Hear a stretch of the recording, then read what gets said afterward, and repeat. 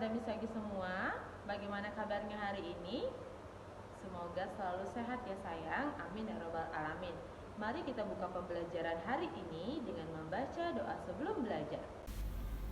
Raditu billahi robba wa bil islami dina wa bi muhammadin nabiyya wa rasulah. Rabbi zidni ilman warzuqni fahman. Opening pray. In the name of Allah, most gracious, most merciful. Thank you, God the Almighty, for gathering all of us here. Bless and protect us, reserve, listen well, and worthy well. Amin. Coba Ananda perhatikan gambar berikut. Nonton bersama keluarga, makan bersama keluarga, membantu ibu, dan bermain bersama adik. Nah, sekarang saya lagi punya pertanyaan. Gambar-gambar tersebut merupakan contoh dari siapa yang tahu? Contoh dari apa sayang? Iya, benar. Contoh dari hidup rukun di rumah. Nah, ini sesuai dengan materi pembelajaran kita pada hari ini, yaitu tema 1, subtema 1 tentang hidup rukun di rumah. Nah, Ananda sudah tahu apa itu hidup rukun?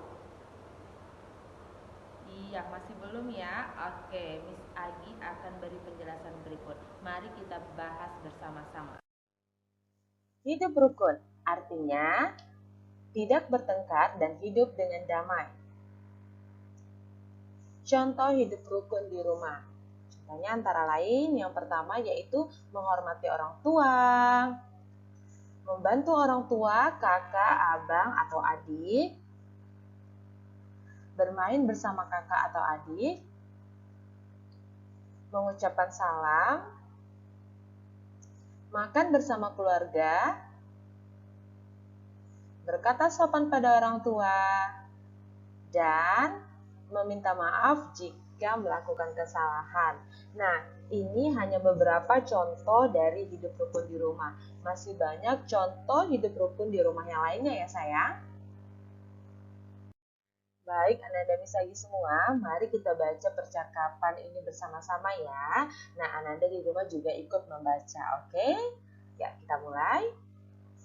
Anak-anak, ayah membawa buah tangan.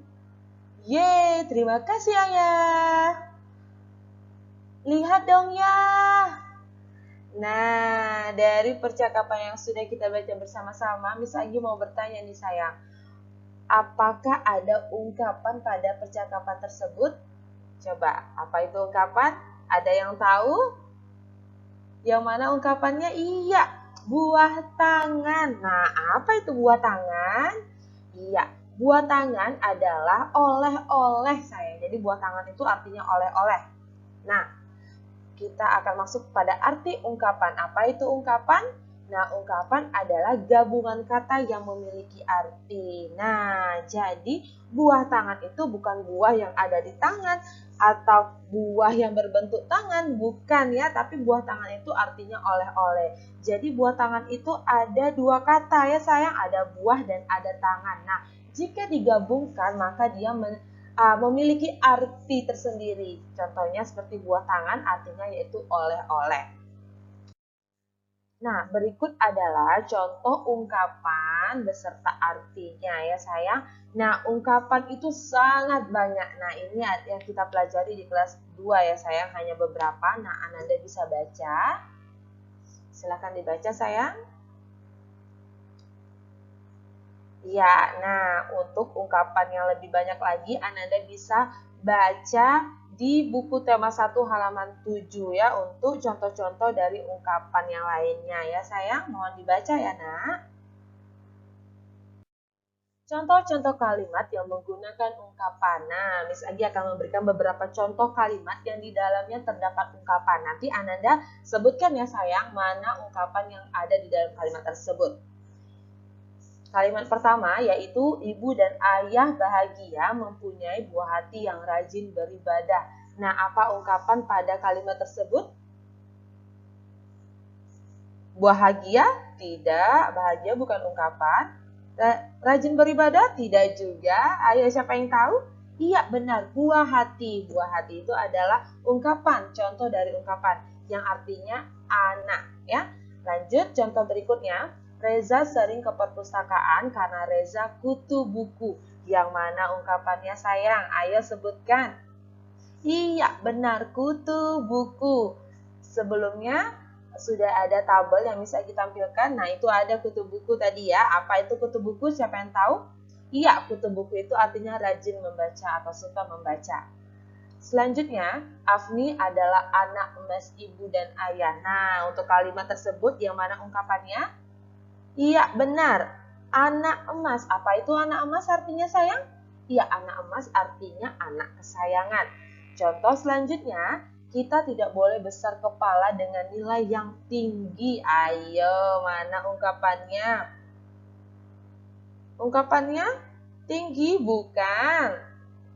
Yang mana sayang? Iya, besar kepala. Pintar anak Miss Agi. Besar kepala itu adalah contoh ungkapan yang artinya sombong ya. Jadi kita tidak boleh sombong dengan nilai yang tinggi ya. Oke, good job sayang. Nah, sekarang Ananda sudah tahu apa itu hidup rukun beserta contoh-contohnya. Nah, hidup rukun termasuk pada pengamalan Pancasila. Nah, apakah Ananda masih ingat tentang bunyi-bunyi Pancasila? Masih ada yang lupa ya? Oke, mari kita ulangi menyebutkan bunyi-bunyi Pancasila. Ananda ikuti di rumah ya sayang. Bunyi dan simbol Pancasila. Tahukah kamu, burung Garuda adalah lambang negara Indonesia? Dapatkah kamu melihat perisainya? Perisai burung Garuda berisi sila-sila Pancasila, dan Pancasila adalah dasar negara Indonesia. Apakah kamu masih ingat bunyi Pancasila? Yuk kita pelajari kembali bunyi Pancasila beserta simbolnya. Pancasila. 1. Ketuhanan yang Maha Esa. 2. Kemanusiaan yang adil dan beradab. 3. Persatuan Indonesia. 4. Kerakyatan yang dipimpin oleh hikmat kebijaksanaan dalam permusyawaratan perwakilan. 5. Keadilan sosial bagi seluruh rakyat Indonesia. Selanjutnya, kita akan belajar tentang simbol-simbol Pancasila. Simbol sila yang pertama adalah bintang. Simbol sila yang kedua adalah rantai. Simbol Pancasila yang ketiga adalah pohon beringin. Simbol sila yang keempat adalah kepala banteng. Dan simbol sila yang kelima adalah padi dan kapas. Lambang Pancasila itu bisa kita gambarkan. Gambar termasuk pada contoh karya seni dua dimensi. Apa itu karya seni dua dimensi? Ananda belum tahu? Mari kita bahas bersama-sama. Karya seni dua dimensi adalah karya seni yang memiliki dua sisi, yaitu panjang dan tinggi. Contoh karya seni dua dimensi. Yang pertama contohnya yaitu, apa ini sayang? Iya, ini namanya lukisan. Contoh berikutnya yaitu, ada yang tahu ini apa? Iya, gambar. Dan contoh berikutnya yaitu apa ini sayang? Ada yang tahu? Iya, ini namanya adalah kaligrafi. Jadi, lukisan, gambar, dan kaligrafi adalah contoh-contoh dari karya seni dua dimensi. Gambar imajinatif. Nah, gambar imajinatif adalah gambar yang kita khayalkan, kita pikirkan, atau kita bayangkan. Nah, itu disebut dari gambar imajinatif. Langkah-langkah membuat gambar imajinatif, yang pertama yaitu bayangkan sesuatu yang kamu inginkan.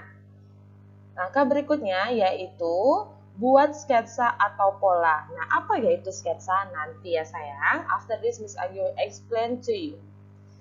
Langkah berikutnya yaitu tebalkan garis pada sketsa atau pola. Dan yang terakhir, warnailah gambar tersebut.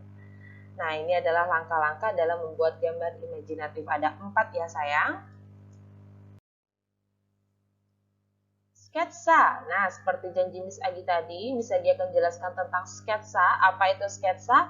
Nah, sketsa adalah rancangan gambar berupa garis. Nah, jadi ketika anak Miss Agi mau menggambar dengan berupa garis-garis itu disebut dengan sketsa. Nah, garisnya bukan hanya garis lurus ya sayang, tapi banyak contoh garis-garisnya. Nah, sketsa dapat digambar dengan menggabungkan berbagai garis.